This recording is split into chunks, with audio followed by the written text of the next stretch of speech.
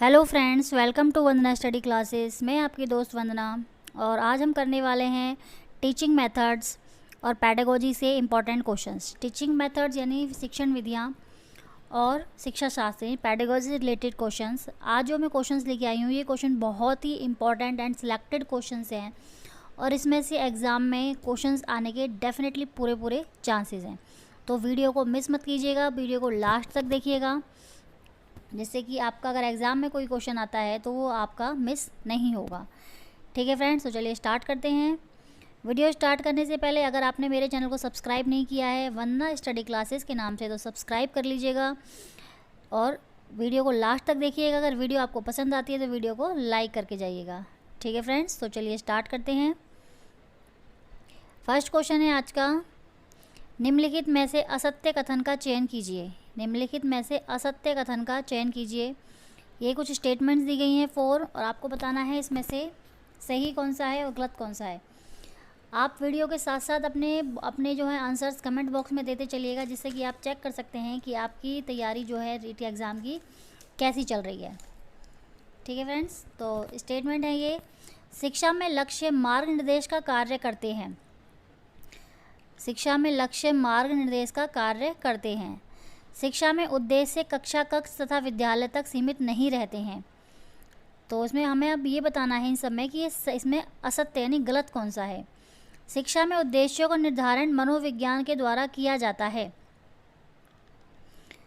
और शिक्षण उद्देश्य सभी विषयों के समान होते हैं। तो देखिए इसमें हम पढ़ के चेक कर सकते हैं कि शिक्षण उद्देश्य सभी विषयों में समान नहीं हो सकते। हर शिक्षण उद्देश्य के हर सब्जेक्ट के अलग अलग शिक्षण उद्देश्य होते हैं। तो ये गलत है इसमें 4। और सब शिक्षा में उद्देश्यों का निर्धारण मनोविज्ञान द्वारा किया जाता है, तो यह भी गलत है इसमें। शिक्षा में उद्देश्य कक्षा कक्ष तथा विद्यालय तक सीमित नहीं रहते हैं। ये बात बिल्कुल सही है कि शिक्षा के जो उद्देश्य हैं वो कक्षा कक्ष या विद्यालय तक सीमित नहीं रहते हैं। और इसका फर्स्ट है कि शिक्षा में लक्ष्य मार्ग निर्देश का कार्य करते हैं, तो ये भी सही है। तो हमने इसमें क्वेश्चन में पूछा गया कि असत्य क्या है, तो असत्य हो जाएगा इसमें 3 और 4। 3 और 4, तो इसका आंसर हो जाएगा आंसर ए, 3 और 4। चलिए नेक्स्ट क्वेश्चन है, शिक्षण में सहसंबंध का प्रतिपादक किसे माना जाता है। शिक्षण में सहसंबंध का प्रतिपादक किसे माना जाता है। अरस्तु को, प्लेटो को, सुकरात को या हर्बर्ट को।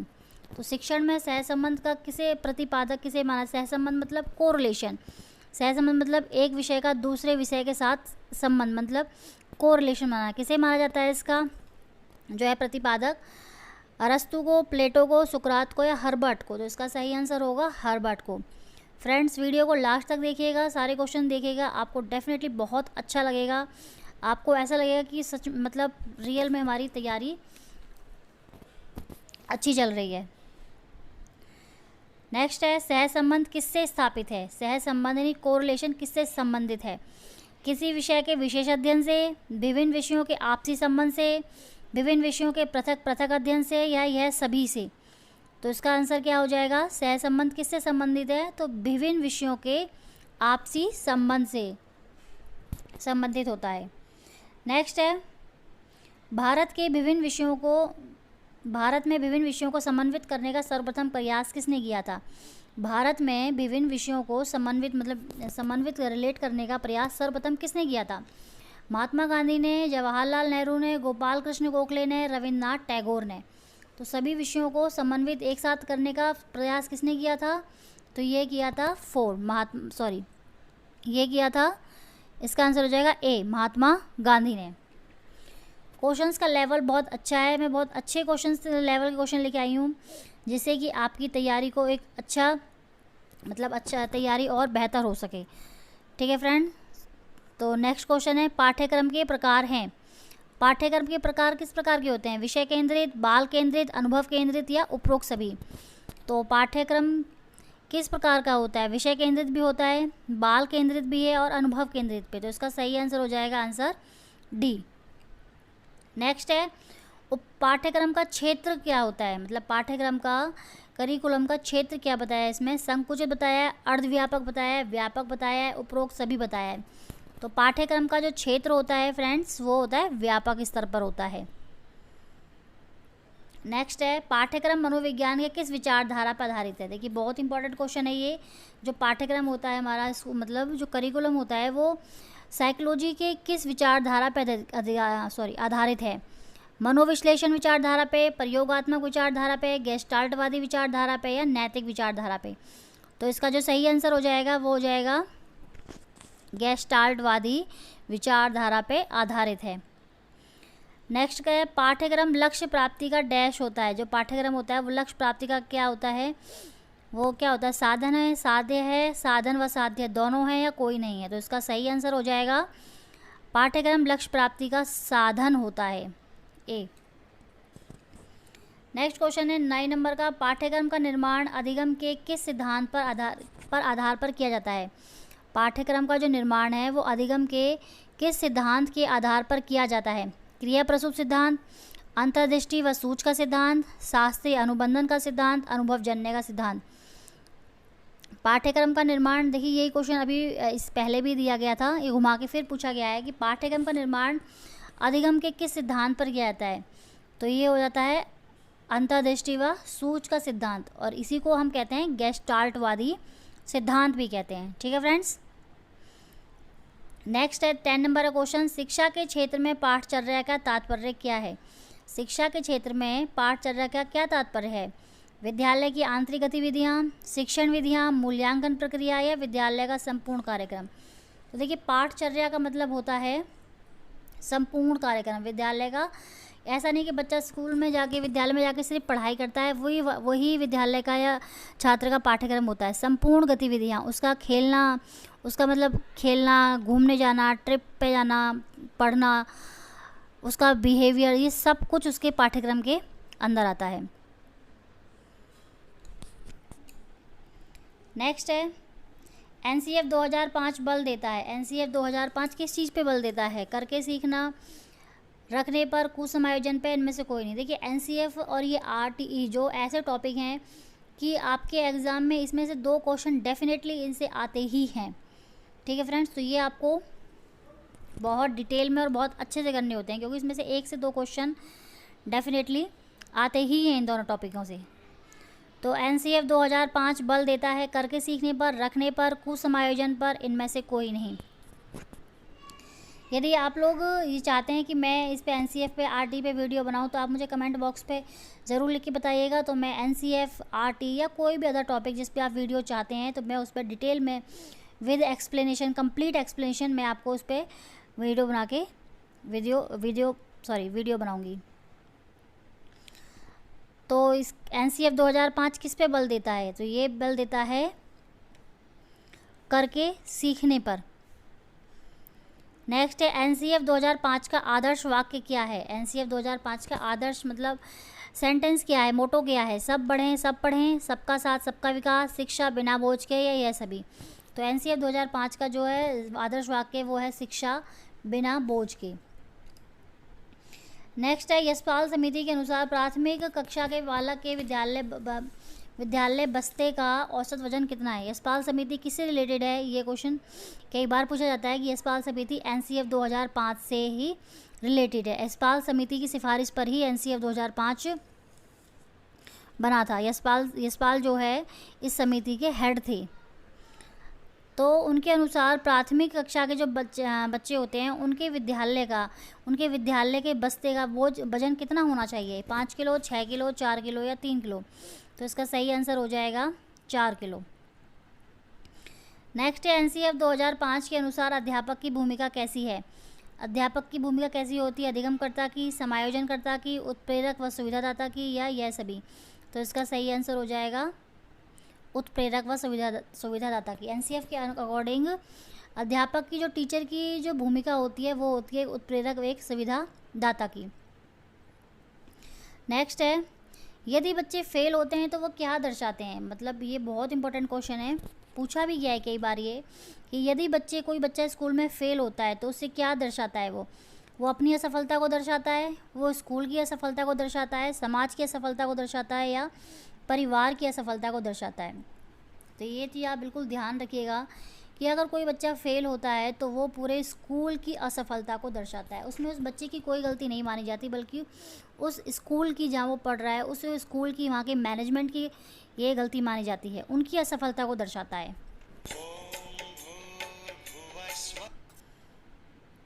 ठीक है फ्रेंड्स, तो नेक्स्ट क्वेश्चन है,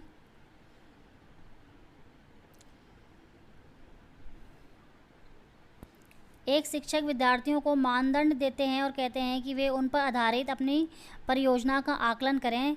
निम्न में से कौन से आकलन के तरीके का प्रयोग शिक्षक द्वारा किया गया है? एक शिक्षक जो है शिक्षार्थियों को मानदंड देते हैं और कहते हैं कि वे उन पर आधारित अपनी परियोजना का आकलन करें। मतलब एक टीचर जो है वो बच्चों को कुछ मानदंड देते हैं और बोलते हैं कि इसके अकॉर्डिंग वो अपना परियोजना, अपने प्रोजेक्ट का आकलन करें।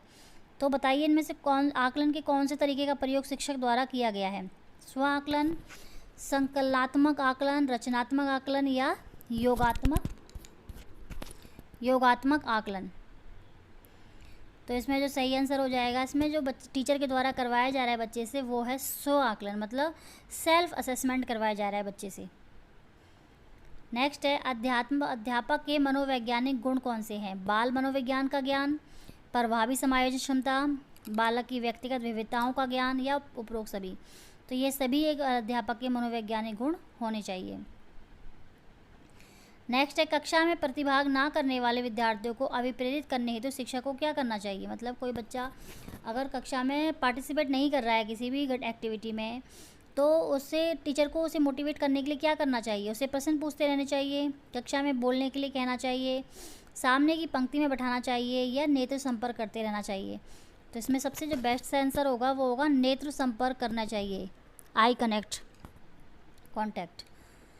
नेक्स्ट 19 क्वेश्चन, शिक्षक में व्यावसायिक गुण होने चाहिए। मतलब एक शिक्षक में कौन से व्यावसायिक गुण होने चाहिए? शिक्षक सहायक सामग्री का ज्ञान होना चाहिए, मूल्यांकन विधियों का ज्ञान होना चाहिए, संदर्भ ग्रंथों का अध्ययन करते रहना चाहिए, ये उपरोक्त सभी। तो एक शिक्षक में व्यावसायिक गुण, ये सभी व्यावसायिक गुण होने चाहिए। ठीक है फ्रेंड्स। नेक्स्ट है, यदि आपकी कक्षा में दृष्टिबाधित बच्चे हैं तो अध्यापक होने के नाते आप क्या करेंगे? यदि आपकी कक्षा में दृष्टिबाधित बच्चे हैं तो एक आप टीचर हैं तो उसके नाते आपको क्या करना चाहिए? उन्हें पढ़ने के लिए उपयुक्त साधन देंगे, उन्हें सभी बच्चों से अलग गतिविधि करेंगे, उन्हें कम गतिविधि करवाएंगे उनसे, या उन्हें विशेष सहानुभूति देंगे। तो इनमें ऑप्शन के अकॉर्डिंग जो बेस्ट ऑप्शन है वो यही है कि उन्हें पढ़ने के लिए उपयुक्त साधन दिए जाएंगे। नेक्स्ट है, पाठ्य पुस्तक शिक्षण का आधार यंत्र है। यह कथन किसका है? ये डेफिनेशन है कि पाठ्य पुस्तक जो होती है वो शिक्षण का एक आधार यंत्र होता है। ये किसने कहा था? प्रोफेसर किटिंग ने, एस.के. कोचर ने, थॉर्नडाइक ने या प्लेटो ने? तो इसका सही आंसर हो जाएगा, ये कहा था प्रोफेसर किटिंग ने। शिक्षक और श्यामपट्ट के मध्य कितने डिग्री का कोण बनता है? ये क्वेश्चन तो मतलब देखने में बहुत ईजी है, बट कई बार ही आता है क्वेश्चन कि शिक्षक और श्यामपट्ट मतलब बोर्ड जो होता है, ब्लैक बोर्ड या वाइट बोर्ड, चॉक बोर्ड, उसके मध्य मतलब कितने डिग्री का कोण बनता है? एक टीचर को कितने एंगल पे खड़े होकर उसे पढ़ाना चाहिए? 50 डिग्री पे, 45 डिग्री पे, 60 डिग्री पे या 90 डिग्री पे? तो ये होता है 45 डिग्री पे। ठीक है फ्रेंड्स। नेक्स्ट है, उपचारात्मक शिक्षण की सफलता निर्भर करती है। 23rd क्वेश्चन है कि उपचारात्मक शिक्षण की सफलता किस पर निर्भर करती है? समय व अवधि पर, समस्याओं के कारणों की सही पहचान पर, उपचारात्मक शिक्षण सामग्री पर या भाषिक नियमों के ज्ञान पर? तो इसका जो सही आंसर हो जाएगा वो हो जाएगा 23 का समस्याओं के कारणों की सही पहचान पर। B is the right answer. फिर नेक्स्ट है, शिक्षण प्रक्रिया में किसे आश्रित चर कहा गया है? शिक्षण प्रक्रिया में किसे आश्रित चर कहा गया है? शिक्षक को, छात्र को, पाठ्यक्रम को, सहायक सामग्री को? देखिए ये ना बहुत इजी क्वेश्चन है, लेकिन कई बार इसे जब हम एग्ज़ाम देने जाते हैं तो बच्चे मतलब गलत कर देते हैं इसको लोग, क्योंकि सब सोचते हैं कि जो शिक्षण है आज के टाइम में, जो शिक्षा है, एजुकेशन है, वो मतलब बाल केंद्रित है, तो बच्चा तो आश्रित चर होगा नहीं, तो वो टीचर को कर आते हैं आश्रित चर। लेकिन ऐसा नहीं है, शिक्षण प्रक्रिया में जो बच्चा है वही आश्रित चर होगा, क्योंकि वो डिपेंड करता है टीचर के ऊपर डिपेंड होता है वो। ठीक है फ्रेंड्स, तो उसका सही आंसर होगा बी, छात्र। नेक्स्ट है, डाल्टन शिक्षण विधि का विकास किसने किया है? डाल्टन शिक्षण विधि का विकास फ्रॉबेल ने, W.H. किलपैट्रिक ने, हेलेन पार्कहर्स्ट ने, डाल्टन ने? तो डाल्टन शिक्षण विधि का विकास किसने किया है? हम में से बहुत सारे लोग अगर डाल्टन शिक्षण विधि नाम है और डाल्टन आया तो बहुत से बच्चे डाल्टन ही कर आते हैं कि डाल्टन दिया हुआ है, बट ये जो है बच्चों को उनके माइंड को घुमाने के लिए एग्जामिनर इस तरह के ऑप्शन डालता है। इसका जो सही आंसर है डाल्टन विधि का वो है हेलेन पार्क हर्स्ट। मैंने शिक्षण विधियों से लेकर रिलेटेड वीडियो बनाई हुई है, डाली हुई, इसमें सारी शिक्षण विधियाँ और उनके प्रतिपादक दिए हुए हैं।